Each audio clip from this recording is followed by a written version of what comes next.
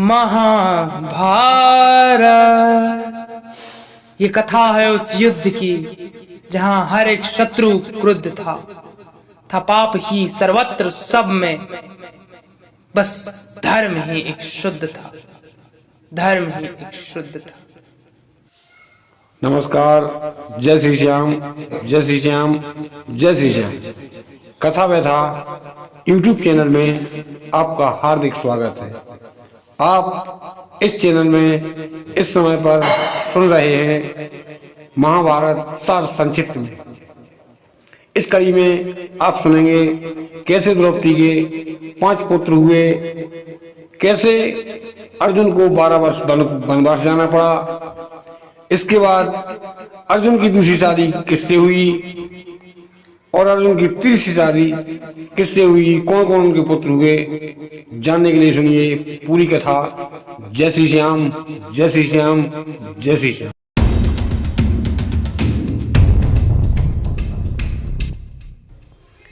जब इंद्रप्रस्थ का निर्माण हो गया, इंद्रप्रस्थ का उद्घाटन हुआ, उस समय पर गुरु समस्त लोग कौरव सभी लोगों को आमंत्रण किया गया।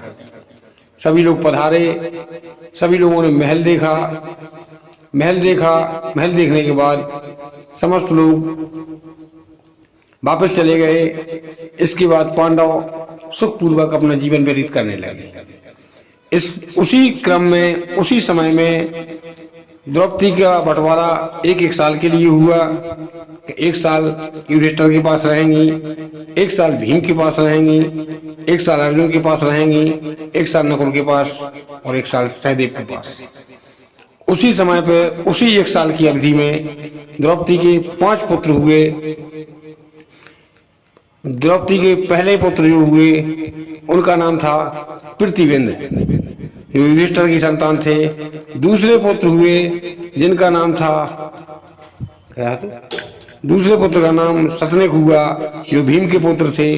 तीसरे पुत्र का नाम श्रुतसेन था, जो अर्जुन के पुत्र थे। तीसरे पुत्र का नाम ऋतुसेन था, जो नकुल के पुत्र थे। और चौथे पुत्र का नाम श्रुतकर्मण था, जो सहदेव के पुत्र थे। इसी प्रकार से द्रौपदी के 5 पुत्र हुए। 5वां पुत्र बड़े होने लगे और धीरे धीरे समय व्यतीत होता गया, क्योंकि वक्त का पहिया ना ही किसी के लिए रुका है और ना ही रुकेगा। जब समय व्यतीत होने लगा, उसी समय पर एक घटना घटी जो पहले तय हुआ था, वह बात सामने आ गई। अर्जुन का पहले युधिष्ठिर, फिर भीम, फिर अर्जुन, नकुल, फिर सहदेव, 5 का नंबर लगा 1 साल में आता था। अंतर यह हो गया, एक समय पर युधिष्ठिर का नंबर था और अर्जुन को एक ब्राह्मण को एक राक्षस ने परेशान कर दिया। उसी समय पर अर्जुन द्रौपदी के कक्ष में पहुंच गए। उनका गांडीव वहीं रखा हुआ था। इस पर युधिष्ठिर और द्रौपदी को उन्होंने वहां बैठे देखा और इसके बाद उस राक्षस को मारने के बाद जब अर्जुन वापसी आए, तब 5 भाई बैठे। अर्जुन से कहा, तुमने गलती की है? अर्जुन ने कहा, हाँ मुझसे गलती तो हुई है, मैं सजा भुगतने के लिए तैयार हूँ। मैं वन को जा रहा हूँ, 12 वर्ष तक अपने आराम से जीवन व्यतीत करूंगा।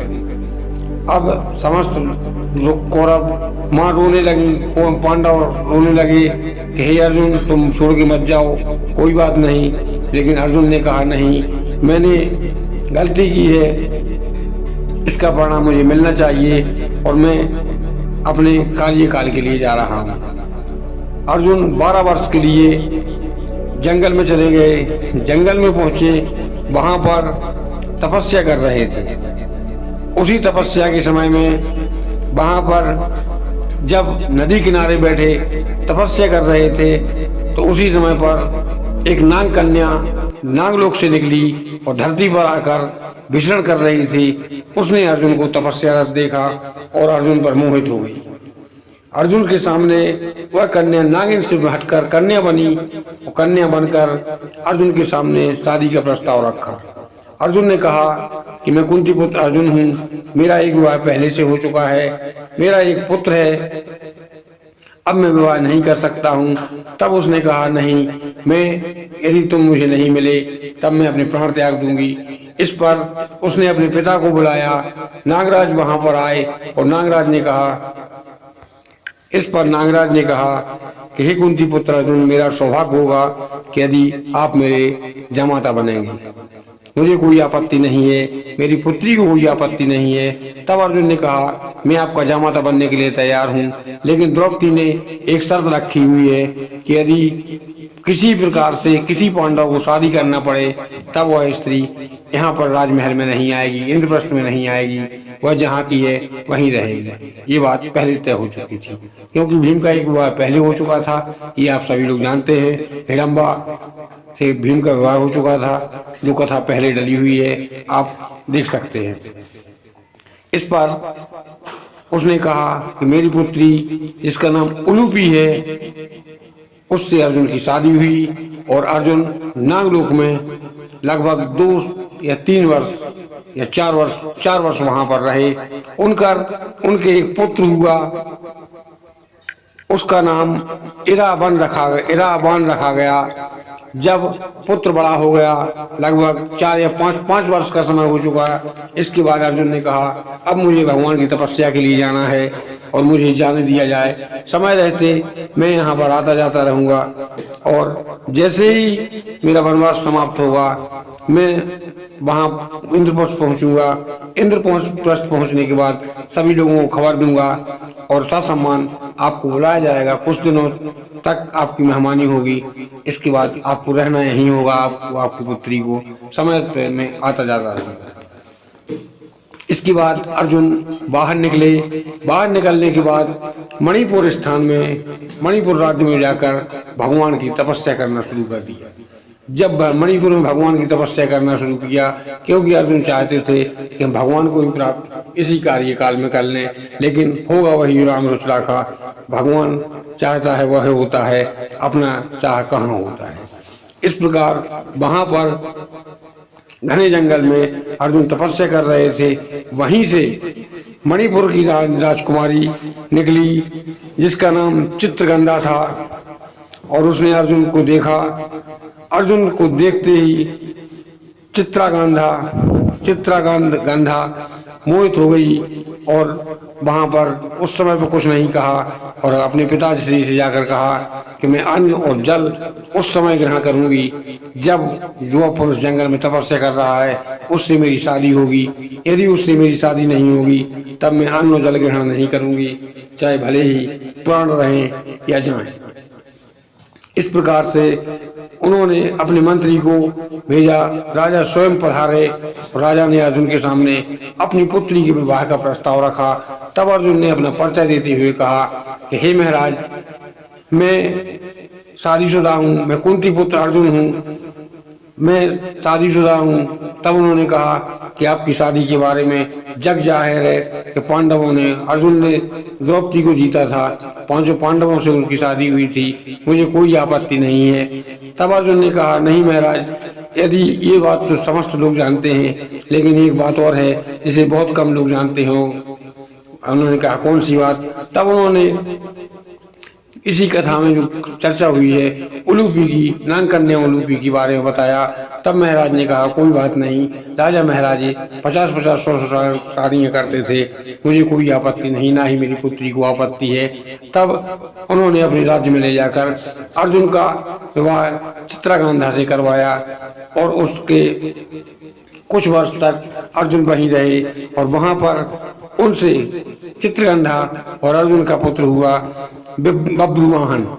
जो बब्रुवाहन बड़ा हुआ और उस समय पर 5-6 वर्ष अर्जुन वहां रहे और अंत समय पर जब अर्जुन आने लगे 11 साल के समय में लगभग 6 वर्ष वहां रहे। इसके बाद जब आए तब जाकर नागलोक गए और नागलोक में उलूपी से मिले, कुछ दिनों वहां रहे। 12 वर्ष का वनवास पूरा करने के बाद जब अर्जुन यहाँ पर लौटे तब उन्होंने अपने भाइयों को सारी बात बताई कि मेरे 2 विवाह हो चुके हैं, एक नाग कन्या रूपी से हुआ, दूसरा मणिपुर की रानी, मणिपुर की राजकुमारी चित्रगंधा से हुआ, और मेरे 2 पुत्र भी हो चुके हैं। इस पर समस्त लोगों ने खुशी मनाई। पुत्रों के लिए और रानियों के लिए कुछ दिनों के लिए वहां बुलाया गया। इसके बाद विवाह करने के बाद पारंपरिक तरीके से विवाह किया गया, और इसके बाद समस्त लोग वहां अपने अपने गंतव्य स्थान पर पहुंच गए। अब क्या था, अर्जुन अपने साथ में द्रौपदी के साथ में समय व्यतीत करने लगे। अब धीरे धीरे समय व्यतीत हो रहा था। जब धीरे धीरे समय व्यतीत हुआ, उस समय पर लगभग 17 वर्ष का समय व्यतीत होने के बाद एक दिन वेद व्यास ने विदुर से कहा कि विदुर तुम जाओ और पांडवों से खबर लेके आओ। उस पर विदुर वहां पर पहुंचे और विदुर ने कहा, जब स्वागत किया गया काका श्री का, बहुत मान सम्मान दिया गया, जो कि विदुर को मिलना स्वाभाविक था। विदुर अपने आप को जानते थे कि मैं कौन हूँ। विदुर का जब स्वागत किया गया, उस समय पर पांडवों से विदुर ने कहा, क्योंकि विदुर को आगे की जानकारी थी कि आगे क्या होने वाला है। उस समय पांडवों से कहा कि हे पांडवों, यदि हस्तिनापुर से कोई प्रस्ताव आता है तो आप वो काम ना करें, जो प्रस्ताव आएगा उसे ठुकरा दें। साथ संक्षिप्त में उन्होंने वो बात कह दी जो शायद कोई क्लियर नहीं कह सकता। उन्होंने कहा, किस बात का प्रस्ताव काका श्री? तब उन्होंने कहा, प्रस्ताव कुछ भी हो सकता है, आपसे यदि हस्तिनापुर से बुलावा आए तब उस बुलावे को बिल्कुल ठुकरा देना, आप वहां न मत जाना, क्योंकि वेद व्यास जी ने मुझसे कहा है कि यदि पांडव यहाँ पर आएंगे अनिष्ट होने की संभावना है। इसके बाद वहां से विदुर वापसी आ जाते हैं, और यही आगे सभा के लिए बुलावा आता है। युधिष्ठिर के लिए एक दूत आता है, और वहां पर युधिष्ठिर को हस्तिनापुर में बुलाया जाता है। यदि पूरी कथा कहूंगा तो ये वीडियो काफी लंबी हो जाएगा। इन्हीं शब्दों के साथ अपनी वाणी को विराम देता हूँ। आगे की कथा जानने के लिए अगला वीडियो अवश्य देखें। यदि कथा अच्छी लगी हो तो लाइक करें, शेयर करें, कमेंट सब्सक्राइब करें कथा व्यथा यूट्यूब चैनल को धार्मिक कथाएं सबसे पहले देखने के लिए। जय श्री श्याम।